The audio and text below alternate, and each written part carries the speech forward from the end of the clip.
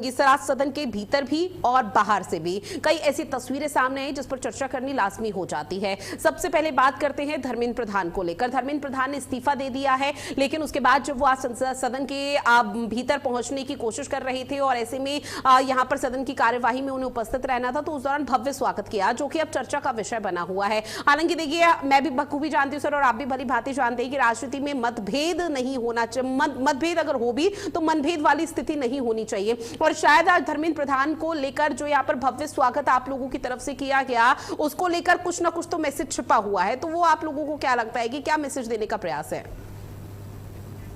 जी, मैं तो पहले दोनों अपोजिशन पार्टी के प्रवक्ताओं को विनती करता हूं कि अपने अपने पार्टियों से कहे कि संसद में जो आज बिल पेश हो रहा है उसके ऊपर चर्चा करें। क्योंकि देखिए, ये हमारी चर्चा क्यों हो रही है? क्योंकि विद्यार्थियों का जो भविष्य है, विद्यार्थियों का जो पेपर लीक का मामला है, विद्यार्थियों का जो बाकी चीजों का मामला है, उस पर हमने चर्चा करनी चाहिए। दूसरी बात, सरकार की तरफ से देखिए, विद्यार्थियों की सब मांगे मांगी गई, सोनम वांगचुक की सब मांगे मांगी गई, मंत्री महोदय ने इस्तीफा दिया, एक टास्क फोर्स बनाई गई, उसके बाद कड़ी कानून संसद में ला रहे और जो दोषी पकड़े गए उनको कड़ी सजा मिलने वाली। तो इसके बाद भी अगर विपक्ष को हंगामा करना है तो मैं मतलब विनती कर सकता हूं उनसे कि भाई, आप विद्यार्थियों के भविष्य के साथ खिलवाड़ मत कीजिए।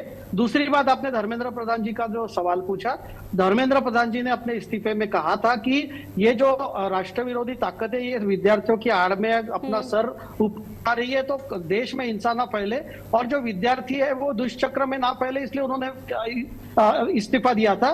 तीसरी बात ऐसी है, जब धर्मेंद्र प्रधान जी ने इस्तीफा दिया था, भारतीय जनता पार्टी के सभी शीर्ष नेताओं ने उनके कार्यों का सम्मान किया। सोशल मीडिया के ऊपर उन्होंने जो एजुकेशन सेक्टर में रिफॉर्म्स किए, तो धर्मेंद्र प्रधान जी हमारे सम्मानित नेता है, उन्होंने एजुकेशन सेक्टर में बहुत कुछ काम किया है। और ये जो नीट पेपर घोटाला भी वो उन्होंने सामने लाया है, उन्होंने इंक्वायरी की, उन्होंने पेपर रीपरीक्षा ली, उन्होंने रिजल्ट्स का ये प्रावधान किया। तो ऐसे धर्मेंद्र प्रधान जी का कोई उसमें दोष नहीं है। ठीक है, अभी एक उनको मतलब एक विपक्ष और जो विद्यार्थियों का जो आंदोलन चल रहा था, उन्होंने एक टारगेट करने की कोशिश की, उन्होंने अपना एक इस्तीफा दिया। इसका ये मतलब नहीं कि उनकी राजनीतिक जो कद है या उनको पार्टी में जो सम्मान है वो कम होता है। तो सांसद का सम्मान किया, तो मुझे ऐसा नहीं लगता। हमको लार्जर चीज पे डिस्कस करना चाहिए कि विद्यार्थियों को भविष्य के लिए सरकार की तरफ से जो जो कदम उठाए गए, मैंने आपको 4 कदम गिनाए, तो उस पे विपक्ष की पार्टी कुछ कहने को तैयार नहीं, संसद चलने देने को तैयार नहीं। और आज मंत्री जी का भी इस्तीफा है, टास्क फोर्स भी बन गया है, कड़े कानून भी बन रहे हैं, प्रधानमंत्री मोदी जी संवाद भी कर रहे हैं और सभी दोषियों को सजा दी जाए।